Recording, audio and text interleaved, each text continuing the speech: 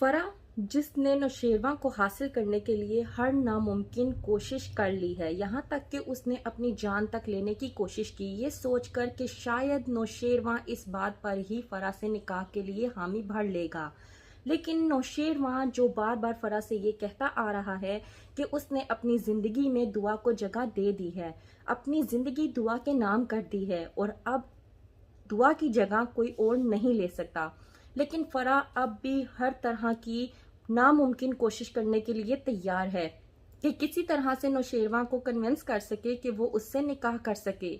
जा रही होती है फराह जब नौशेरवा के साथ गाड़ी में, तो नौशेरवा कहता है कि हर इंसान को इख्तियार है कि वो अपनी जिंदगी का रास्ता चुने और तुमने भी बिल्कुल वैसा ही किया, तो अब तुम क्यों बार बार मुझे ये बात कहती हो कि मैं अगर तुम्हें ना मिला तो तुम मर जाओगी।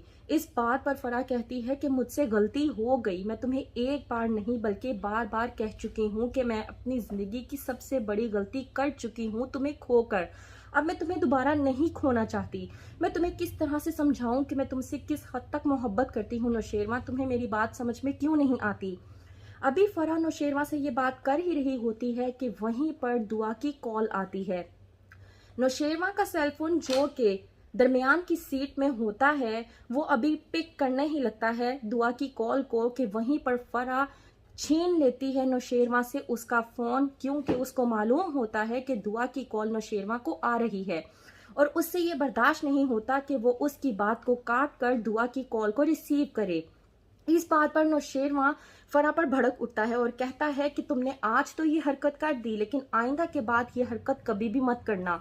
वो मेरी बीवी है और मेरे लिए सबसे बढ़कर है।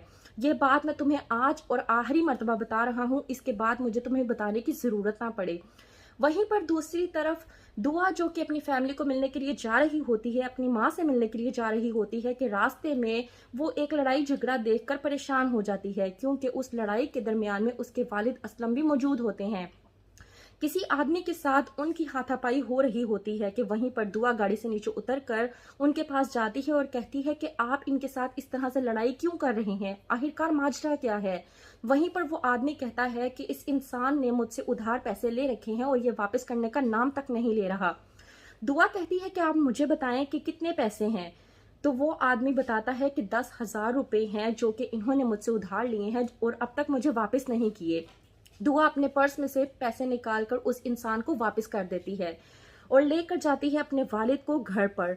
घर ले जाकर असलम साहब दूसरी साइड पर मुंह करके खड़े हो जाते हैं और दुआ से बात नहीं करते, जबकि दुआ से ये बर्दाश्त नहीं होता। पहले वही दुआ जो अपने वालिद को ये कहकर गई थी कि अगर उसकी वालदा को उन्होंने कुछ भी कहने की कोशिश की तो वो उनको भी नहीं छोड़ेगी, और वही दुआ आज अपने वालिद से माफी मांगती है। डंडा पकड़ती है साइड के कॉर्नर से और लेकर जाकर अपने वालिद के पास कहती है कि ये डंडा पकड़ें और मारे मुझे, जितना मार सकते हैं आप मुझे मारें, चाहे मेरी रूह तोड़ दें या मेरी हड्डियां तोड़ दें, लेकिन आप अपना गुस्सा उतारें।